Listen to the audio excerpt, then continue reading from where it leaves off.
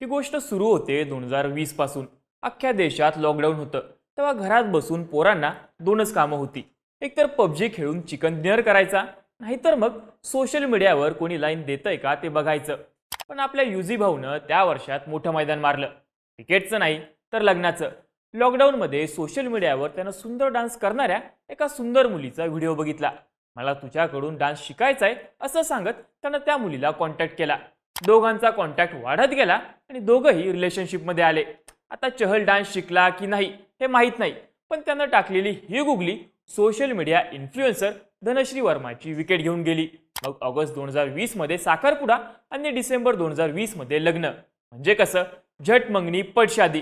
मग लग्नानंतर ही युझी आणि धनश्रीचे डान्सचे वर्कआउटचे रील्स इन्स्टावर पडायचे. पण 2 वर्षांपूर्वी हे रील येणं बंद झालं. मग 2023 मध्ये धनश्रीनं आपल्या सोशल मीडिया अकाउंटवरून नावापुढचं चहल हे नाव काढून टाकलं. दोघांनी एकमेकांना सोशल मीडियावर अनफॉलो केलं.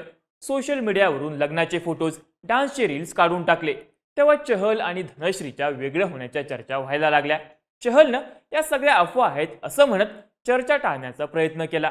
पण हे दोघंही मागच्या 18 महिन्यांपासून वेगळे राहत होते आणि कोर्टात त्यांच्या घटस्फोटाचं प्रकरण चालू होतं अशी बातमी आली. याबाबत आता गुरुवारी वांद्रे कुटुंब न्यायालयामध्ये अंतिम सुनावणी पार पडली. या सुनावणीमध्ये कोर्टानं युजवेंद्र चहल आणि धनश्री वर्मा यांच्या घटस्फोटाची कायदेशीर प्रक्रिया पूर्ण झाल्याचं सांगितलं.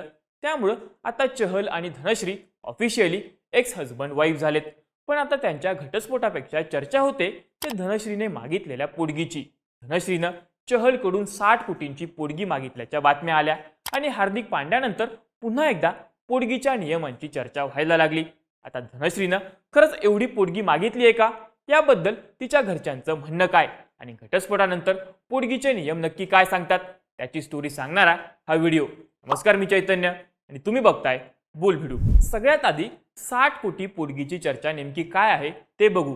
चहल आणि धनश्रीच्या वेगळ्या होण्याच्या बातम्या यायला लागल्या तेव्हापासून सोशल मीडियावर धनश्रीला मोठ्या प्रमाणात टीकेला सामोरं जावं लागलं. त्यात आता तिनं चहलकडून 60 कोटींची पोटगी मागितल्याच्या बातम्या आल्यानं तिला जास्तच ट्रोल केलं जाऊ लागलं. पण याबाबत आता तिच्या कुटुंबियांकडून स्पष्टीकरण देण्यात आलंय. या सगळ्या केवळ अफवा असल्याचं स्पष्टीकरण धनश्रीच्या कुटुंबानं दिलं आहे. चहल आणि धनश्री वेगळे झाल्याचं आम्हाला दुःख आहे, पण अशा वेळी पोटगी मागितल्याचे दावे केले जात आहेत त्याला कसलाही आधार नाही.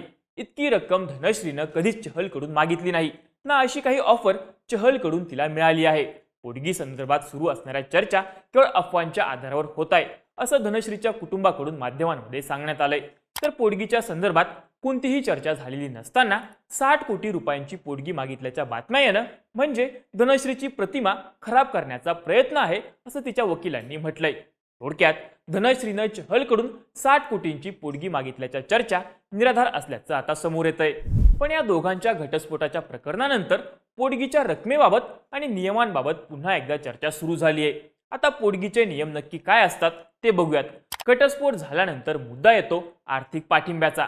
भारतात हिंदू विवाह कायदा, विशेष विवाह कायदा, भारतीय घटस्फोट कायदा, मुस्लिम महिला कायदा, पारसी विवाह घटस्फोट कायदा यांसारख्या वेगवेगळ्या कायद्यानुसार पोटगी संदर्भात सगळी प्रक्रिया नियंत्रित केली जाते. पत्नीनं कोर्टात पतीकडून ठराविक पोटगीच्या रकमेची मागणी केली तर कोर्ट लगेच ती मागणी मान्य करत नाही. पोटगी किती मिळाली पाहिजे या संदर्भात निर्णय घेण्यासाठी कोर्ट पती पत्नी दोघांकडून त्यांच्या आर्थिक परिस्थितीची माहिती घेतं.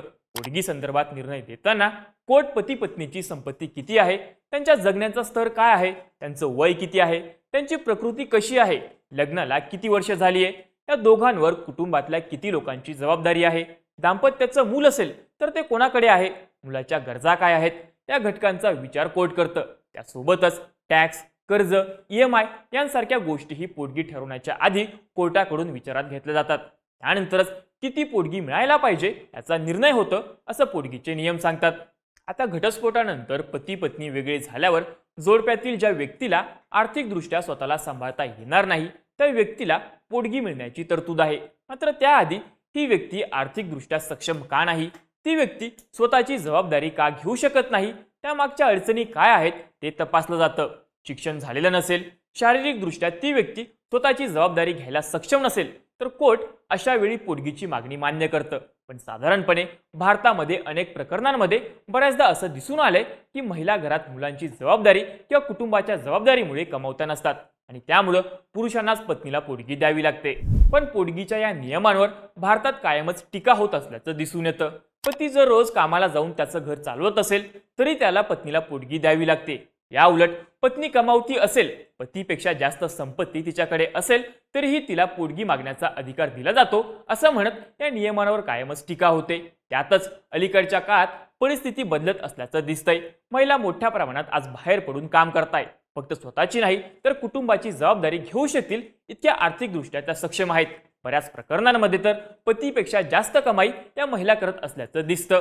मग असं असतानाही घटस्फोटानंतर पोटगीची रक्कम पतीला द्यावीच का लागते? किंवा जर पती कमवता नसेल किंवा तो हाऊस हजबंड असेल तर त्याला पोटगी मिळू शकते का? तर कोर्टाने वेगवेगळ्या प्रकरणांमध्ये जे निर्णय दिले आहेत त्यातून याचं उत्तर घेता येईल.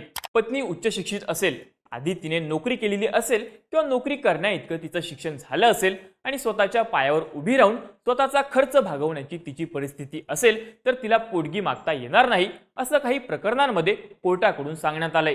संबंधित महिला आर्थिक दृष्टिकोनातून स्वतःला सांभाळण्यास सक्षम असेल तर पोटगीची रक्कम कमी होऊ शकते किंवा ती मिळतही नाही. पती पत्नी वेगळे झाल्यानंतर जोडीदाराची आर्थिक कोंडी होऊ नये यासाठी कोर्टाचा प्रयत्न असतो. घटस्फोटाची रक्कम ही प्रत्येक महिन्याला किंवा एक रकमी दिली जाऊ शकते.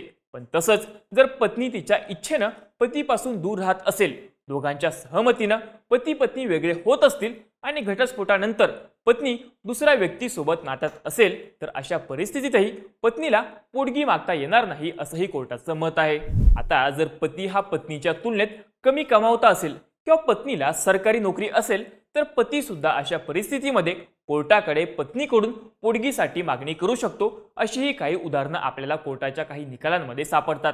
थोडक्यात सांगायचं तर कोर्ट पोटगी देताना व्यक्तीची आर्थिक परिस्थिती बघतं आणि जर खरंच त्या व्यक्तीला स्वतःची जबाबदारी घेता येत नसेल किंवा तशी त्या व्यक्तीची परिस्थिती नसेल तर अशा व्यक्तीची जबाबदारी त्याच्या जोडीदाराला घ्यावी लागते.